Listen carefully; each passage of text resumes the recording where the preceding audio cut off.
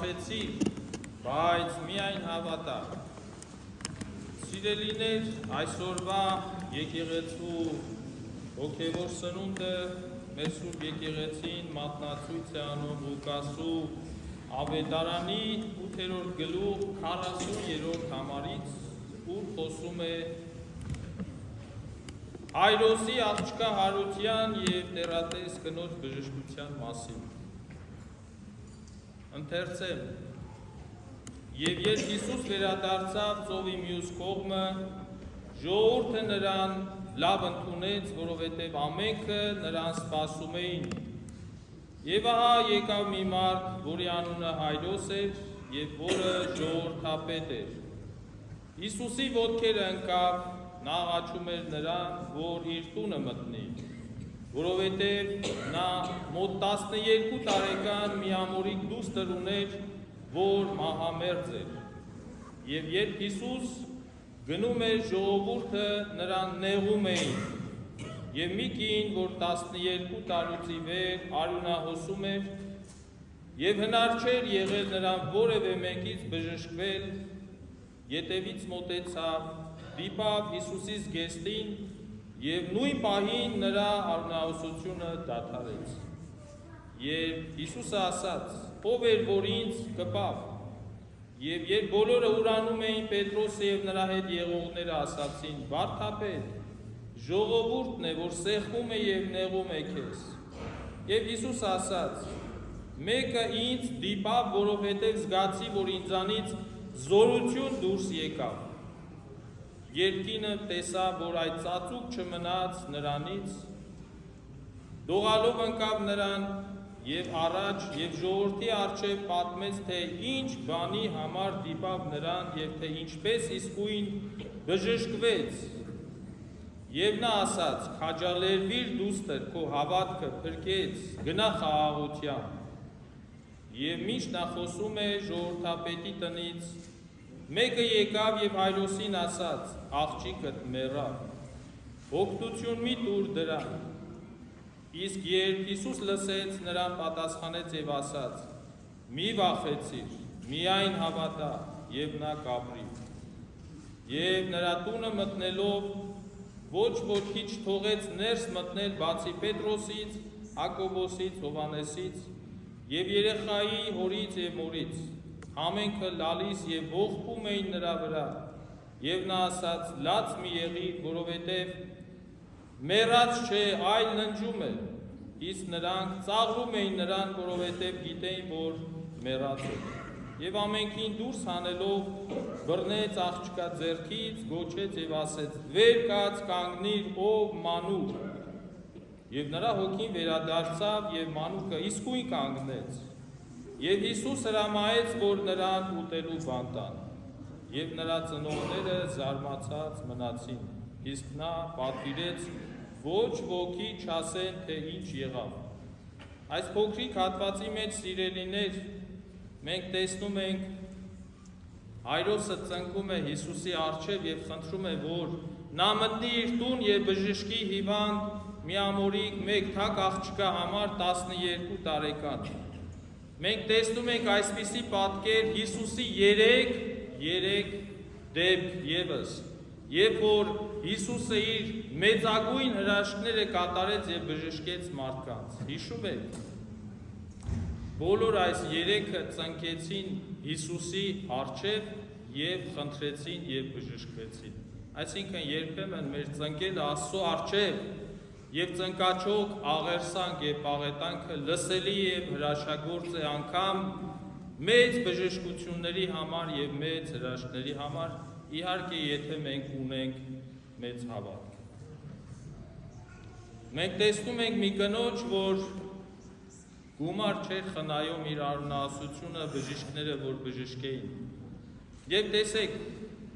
երևի մի քանի 100 հոգի մարդ Հիսուսին սեղմելով, որտեղ սպասում էին Գերգեսայիայից պիտի գար և եկավ իրեն սպասում էին ժողովուրդը։ Խուռներան բազմությամբ, երբ որ շարժվում էին, բոլորը գրեթե կպտում էին, հպվում էին, որովհետև շատ են ուզում դիպել Հիսուսին, շատերը կպան, բայց բժշկվեց մի հոգի։ Ինչու՞, որովհետև ուներ մեծ հավատ։ Շատերս ենք աղոթում ասում, շատերս ենք պաղատում ասում, մեր բժշկությունների, մեր խնդիրների, մեր նպատակների համար, բայց երբեմն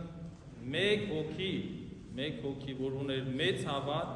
եւ այդ մեծ հավատքով կտրվեց այս կնոջ 12 տարի տևած արունահոսությունը։ Այստեղ ուզում եմ հիշատակել, երբեմն մեզ հարց են տալիս, ինչ արտոնություն ունի ամսեկանի մեջ գտնվող կինը, անմաքուր է, գա հաղորդության թե ոչ։ Այս խնդիրը լուծում է այստեղ, երբ որ արունահոսող կինը, այսինքն ամսեկանի մեջ գտնվող կինը իրավունք ունի հաղորդություն ստանա։ Սա իմացեք, այդ հարցը լուծված է։ Երբեմն մեզ հարց են տալիս, կարող է ամսեկան կինը մոտենալ, հաղորդություն ստանալ։ Այստեղ ասում է այո, Հիսուսը ոչ միայն հաղորդություն տվեց իրեն, հաղորդակցվեց, այլ նաև բժշկեց։ Երբ որ քայլում էին Հայրոսի տուն, մարդիկ եկան եւ ասեցին, աղջիկը մեռավ, այլ վարդապետին էլ մի բեր քո տուն, անիմաստ է դրան հանգիստ թող։ Այստեղ տեսնում ենք, երբեմն մեր խնդիրների հետ կապված, մեր կողքից մարդիկ երբեմն մեզ խորհուրդներ են տալիս։ Անիմաստ է, ինչ ես աղոթում, անիմաստ է, դադար տուր, քո խնդիրը չի լուծվի, այս կողմից նորից նմանատիպ հարցեր են առաջացնում մեզ համար, ոչ թե նպատակով, որ հույսը առաստված է, որ քո նպատակը Տեր Հիսուս Քրիստոսն է եւ նա Տերն է եւ Փրկիչը, այլ մեզ կտրում են։ Երբեմն կտրում են մեզ մեր նպատակակետից հենց կողքի մարդիկ, հարազատ, բարեկամ, ընկեր, հարևան, ծանոթ։ Ինչու ես գնում եկեղեցի, ինչ է հաղորդությունը կամ ինչ է եկեղեցին, կամ քեզ տեսա եկեղեցում այդ ինչ է իրանում։ Կտրում է չարը մարդուն եկեղեցուց։ Հիսուսը մարդու հետ քայլում է, մնացածը խորհուրդ են տալիս, որ անիմաստ է այս ամեն ինչը, ինչ կա դրա մեջ, ինչու ես գնում, ինչ պատարակ, արի գնանք խաշ ուտելու, խորոված ուտելու եւ այլն։ Ուրեմն երբեմն մեզ կտրում են մեր ճշմարիտ հավատքից, մեր շրջապատի մարդիկ։ Հիսուսը երբ որ մտավ Հայրոսի տուն, տեսավ մեծ լացուկոց, սքո արարողությունների ժամանակ մենք տեսնում ենք երբեմն մեծ լացուկոց։ Հիսուսը երբ որ մտավ այդտեղ բոլորի բերանը փակեց, նույնիսկ դուրս հանեց սենյակից։ Հին ժամանակներում վարձում էին լացկան կանայք, հին մարդիկ մի քիչ կհիշեն, մի 20-30 տարի առաջ եւս կամ ավելի վաղ եղել է այդպիսի բաներ, երբ որ վարձում էին ձայներ կանանց, որոնք գալիս էին այդ փողի դիմաց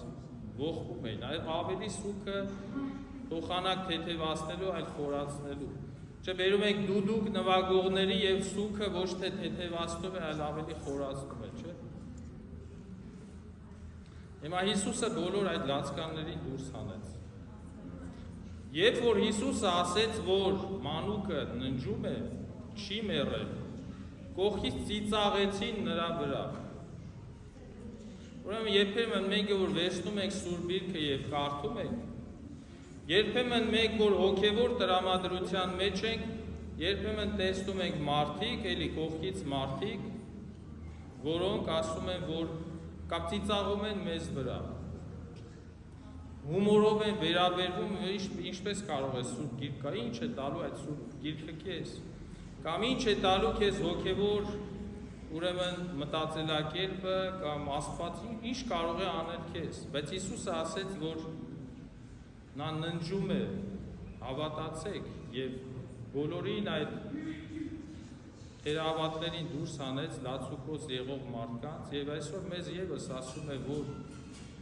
եթե մեկը սքի մեջ է, ունի մահ, փոխանակ այդ մարդուն հարության մասին խոսենք, հավիտենականության մասին խոսենք, մխիթարենք նրան, որ կա անդենական կյանք, միայն այս կյանքով չէ, որ պայմանավորված է կյանքը։ Մահով սկսվում է հավիտենական կյանք մեր ննջեցյալների համար։ Եվ Հիսուս ասում է, որ մի վախեցիր, այլ միայն հավատա։ Մենք ինչ ենք անում, մի դժվարություն ենք տեսում, սկսում ենք վախենալ։ Կանգնում ենք ինչ-որ խնդրի առաջ, սկսում ենք վախենալ։ Եթե մի հատ խոսք պիտի ասենք, վախենում ենք, ասենք, որովհետև մեզ գործից կհանեն։ Եվ որ հիվանդանում ենք, սկսում ենք վախենալ, ինչի կարող է մահանալ։ Ասում եմ, մի վախեցիր, այլ միայն հավատա։ Միայն հավատա։ Ուրեմն վախը եւ հավատքը իրարից ճիշտ հակառակ բաներ են։ Եթե վախենում ես, չես կարող հավատալ։ Եթե հավատում ես, չես կարող վախենալ, որովհետև եկեղեցու հայրերը այստեղի մեջ բերեմ շատ հետաքրքիր բան են ասում։ Վախը ոչ միայն թերահավատության նշան է, վախը սատանայի հայր մերն է։ Սատանան վախը տալիս է, որ դու այդպես աղոթես և հեռանաս հավատքից։ Ուրեմն տրվում է վախը, որպես հայր մեր աղոթ սատանայի համարժեքը նայ, վախենաս, որ կտրվես ուրեմն հավատքից։ Երբ որ փոթորկի մեջ աշակերտները վախվորած էին, ինչ ասեց, մի վախեցեք։ Եվ որ ծանր հիվանդի առջև էր նորից, ամեն պարագայի և սուրբ գրքում, Աստվածաշունչ Մատյանում 365 անգամ Աստված ամեն օրվա համար ասում է չվախենաս։ Ինչ է լինի մի վախեցիր, որովհետև չվախեցող մարդը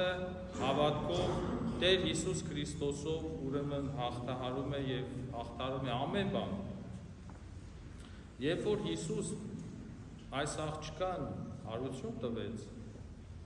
ինչ ասեց, շատ կարևոր մի բան, ասեց ոչ ոքի այս մասին մի պատմեք։ Սա ինչ է սովորացնում մեզ, որ ինչ-որ եթե մի լավ բան ես արել, բարեգործություն, մեկին փող ես տվել, մեկին ինչ-որ մի լավություն ես արել, մի ասա այդ մասին, մի հպարտացիր, մի գոռոզացիր, արել ես, լավ ես արել։ Հիսուսը ասեց, սուս մնացեք, ամենամեծ հրաշքները ննջեցյալին հարնել տվեց, չխոսակ այդ մասին։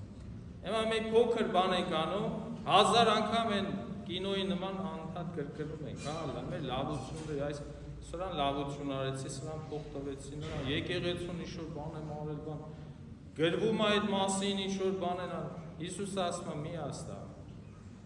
Մի ասա, այդ մասին մի ասա։ Եթե մենք բան ունենք ասելու, մեր մեղքերն են պատմենք Տիրոջը և մաքրվենք։ Եթե բան ունենք ասելու, մտածենք այս մասին, մեր թերությունների մասին։ Երբ որ մարդ խոսում է իրան թերությունների մասին չի խոսում, հայ ժողովրդի կամ համաշխարհային երևի, մարդիկ խոսում են իրենց առավելությունների մասին, անընդհատ ներկայացնում են իրանց, ինքնակայացման խնդիրում եք ժողովուրդ։ Աստված ստեղծել է քեզ հզոր, ամեն ինչ տեղը տեղին, խնդիրներ բոլորս ունենք, մեծ թե փոքր,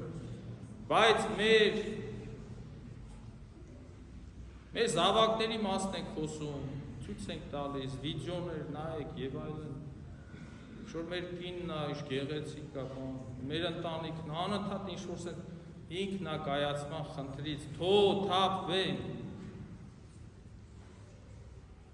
անընդհատ ռեկլամներ, անընդհատ ներկայացումներ, անընդհատ Աստված նայում է քո հավատքին, Աստված նայում է քո խոնարհությանը, Աստված նայում է քո ծնկելուն, Գրիգոր Նարեկացին, այդ սուրբ մարդը միշտ հնովում էր ինքը իրան, աշխարհի ամենամեղավոր մարդը ես եմ ասում։ Դուք տեսել եք Մատյան ողբերգության մեջ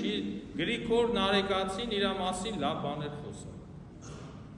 Դուք տեսել եք սրբերից որևիցե մեկը իր մասին ինչ-որ գովաբանի։ Չկա այդպիսի բան։ Խոնարեցո ապրեցո, խոնարհիր, որ ապրես։ Ապրելու ճանապարհը Աստծո առջև խոնարհվելն է։ Եթե այս գիտակցությունը չունենք, մենք կիլոմետրերով հեռու ենք Աստծուց, եկեղեցուց, սրբությունից, փրկությունից։ Հետևաբար, եթե ունենք խնդիրներ, ինչպես Հայրոսը ծնկեց եւ խնդրեց եւ ստացավ, արունահոս կինը մոտեցավ, ունեցող կինը մոտեցավ եւ խոնարհաբար դիպավ մեծ հավատքով եւ բժշկվեց։ Ամեն հարց լուծելի է։ Չկա խնդիր, որ չունի իր լուծումը։ Չկա աղոթք, որ չունենա իր պատասխանը։ Բոլոր բաները կախված են մեզանից։ Բոլոր լուծումները կախված են մեզանից։ Աստված ինքը միշտ բուժում է։ Աստված ինքը միշտ հրաշագործություններ անում է։ Բայց մենք որքանով ունենք հավատ, այդ խնդիրը այստեղ է։ Մարդիկ բժշկվեցին ունենալով մեծ հավատ եւ խոնարհություն, ոչ թե ինքնագովազդով են զբաղված, մարդիկ ունեն հեզություն եւ Աստված նրանց օրհնեց։ Թող Տերը միշտ զորացնի եւ պահապան լինի մեզ բոլորիս համար։ Այսօր ուրեմն այսօր